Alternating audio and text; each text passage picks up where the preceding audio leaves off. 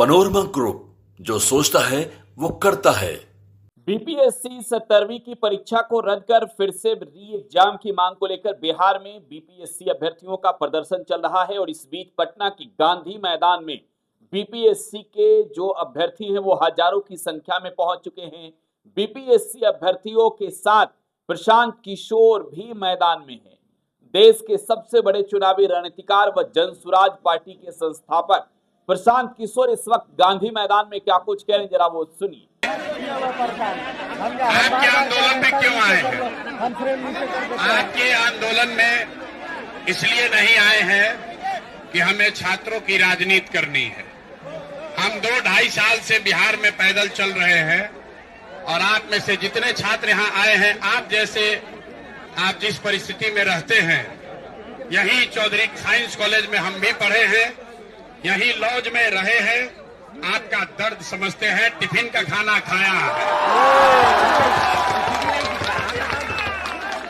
1 बरस नहीं, 3 बरस यही मुसल्लापुर, यही चौधरी टोला, यही महेंद्र घाट, इन्हीं जगह पर रहे हैं, पले हैं, पढ़े हैं, तो आपका दर्द समझते हैं। मुझे ये भी मालूम है कि छात्रों के अलग अलग गुट का नेतृत्व अलग अलग साथी कर रहे हैं और आपस में उनका कंपटीशन भी है, कुछ झगड़ा भी है। मैं सबसे हाथ जोड़कर विनती करूंगा, अगर जहाज डूबेगी तो उसमें सब लोग डूबेंगे, कोई नहीं बचेगा। इसलिए मेरे भाई अगर अपना भविष्य की चिंता आपको है तो गुट में मत बटिए, प्रशांत किशोर के भी गुट में मत आइए, आप अपना गुट बनाइए। आपके साथ हम खड़े हैं। खड़े किस लिए हैं? आपके री एग्जामिनेशन के मांग के दिन हम नहीं आए थे, लेकिन जिस दिन आप पर लाठी चली है उस दिन आए हैं। और यहाँ प्रशासन ने बड़ा पुलिस लगा रखा है, किसी का दम नहीं है कि हम पर लाठी चलाए बगैर आप पर लाठी चलाए, इसलिए आए हैं। खड़े रहे कि छोड़कर जाएं? आइए जरा, खड़े रहना है कि छोड़ के जाना है ना? एक दिन यहाँ आकर 2 घंटा लगाने से मामला नहीं सुनते। पिछले 10 बरस में हम आराम से हम भी यहाँ 2015 में एक बार आए थे, लेकिन पिछले 4-5 बरस से परीक्षाओं का ये हालत है। कोचिंग सेंटर, सरकार और ये भ्रष्ट पदाधिकारियों के बीच में छात्रों का जीवन बर्बाद हो रहा है। यही पटना कॉलेज और साइंस कॉलेज से पढ़कर लड़के आईएएस आईपीएस बनते थे। आपको मालूम है कि अगर आज आप कोचिंग न करें, अपना पेट काट करके आपके माँ बाप पैसा देकर आपको अगर कोचिंग न कराएं, तो खाली कॉलेज के पढ़ाई से कोई परीक्षा पास नहीं कर सकेगा। ये नीतीश कुमार ने दशा बनाई है। अगर ये लड़ाई लड़नी है तो भैया लंबी लड़ाई के लिए खड़ा होना पड़ेगा। 4 लाख विद्यार्थियों ने परीक्षा दिया है और यहाँ पर 4-5 हजार बच्चे आए हैं। क्यों आए हैं? सिर्फ 4-5 हजार बच्चे क्यों आए हैं? जब 5 लाख आदमी खड़ा हो गए तब सरकार आपकी बात सुनेगी। 2000 आदमी आने से नहीं होगा। देखिए, गेट बंद है, हम आपको बता रहे हैं। दिल्ली में देखिए किसानों को, नरेंद्र मोदी की सरकार के खिलाफ 1 साल तक बिना पढ़े लिखे किसान खटिया मचिया लगाकर बैठे रहे, तब किसान कानून वापस हुआ। और आप चाहते हैं कि एक दिन आए गांधी मैदान में इनकलाब नारा लगाए, नीतीश कुमार डर जाए। तो भैया नीतीश कुमार की सरकार जानती है कि लड़के एक दिन आएंगे, नारा लगाएंगे और फिर थक के जाकर फिर वहीं जाकर बैठ जाएंगे। इससे बात नहीं बनेगी। अगर लंबा संघर्ष करना है, एक बार बिहार में पेपर लीक को, नौकरियों में भ्रष्टाचार को, डोमेसाइल को अगर खत्म करना है तो सभी युवाओं को खड़ा होना पड़ेगा, तभी बात बनेगी। आप तैयार हैं कि नहीं है? जोर से जरा बोलिए, हाथ उठाकर पीछे तक तैयार है कि नहीं है? तैयार है? यहाँ गांधी मैदान में क्यों बुलाया है आपको? ये जितना नेता है, नेता लोग बंगले में रह रहे हैं। हमसे अभी मीडिया वालों ने पूछा है कि सरकार ने परमिशन नहीं दिया। अब आप बताइए, यहाँ जितने छात्र आए हैं, किसका घर इतना बड़ा है कि इतना बच्चा बैठ के बात करेगा? और बच्चों के लिए गर्दनी बाग में नाला के किनारे एगो टेंट लगा कर दिया है सरकार ने। अपने बगल में रह रहा 6 एकड़ जमीन में। तो गांधी मैदान किसका है? बिहार के लोगों का है, यहाँ के कमिश्नर का नहीं है, यहाँ के सरकार का नहीं है, यहाँ के लोगों का है।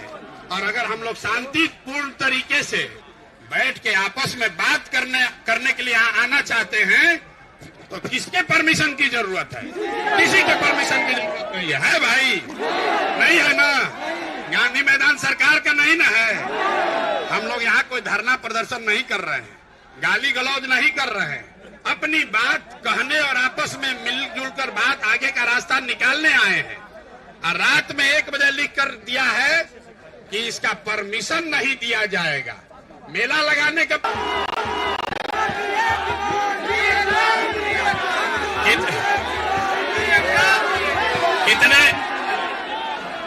कितने लोग ऐसे हैं जो समझते हैं।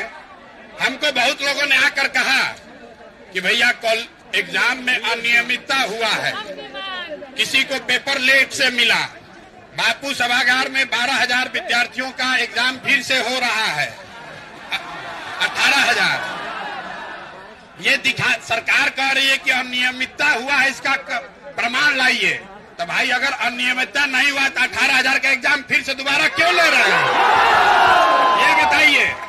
सबसे बड़ा सरकार खुद प्रमाण दे रही है कि 18,000 विद्यार्थियों के साथ अनियमितता हुई है, तभी तो फिर से एग्जाम हो रहा है।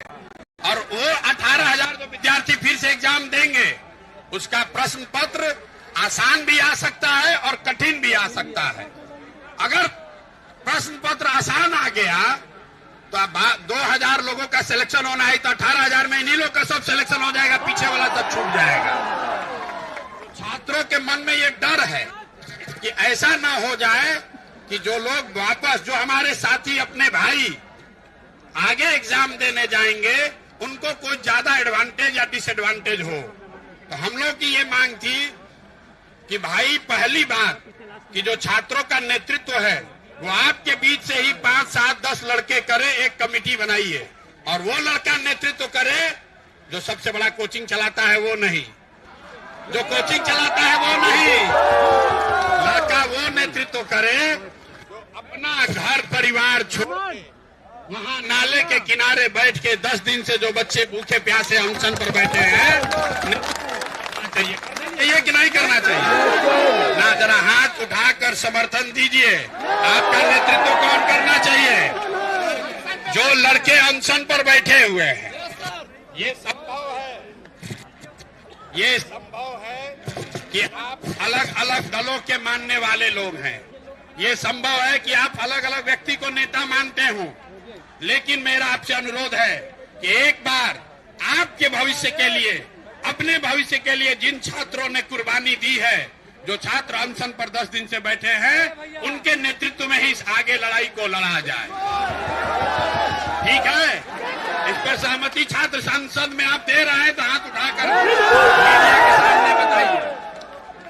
दूसरी बात, मैंने कल जितने कोचिंग चलाने वाले साथी हैं सबको बुलाकर ये उनसे आग्रह किया है कि भाई तुम छोटे हो या बड़े, अगर छात्रों की चिंता है, छात्रों के पैसे से आपका जीवन चलता है, जो नाम आपने कमाया है वो छात्रों के बदौलत कमाया है, तो सब लोग मिलकर इस छात्र मूवमेंट को आप लोग सहयोग कीजिए, इसमें आगे पीछे मत कीजिए।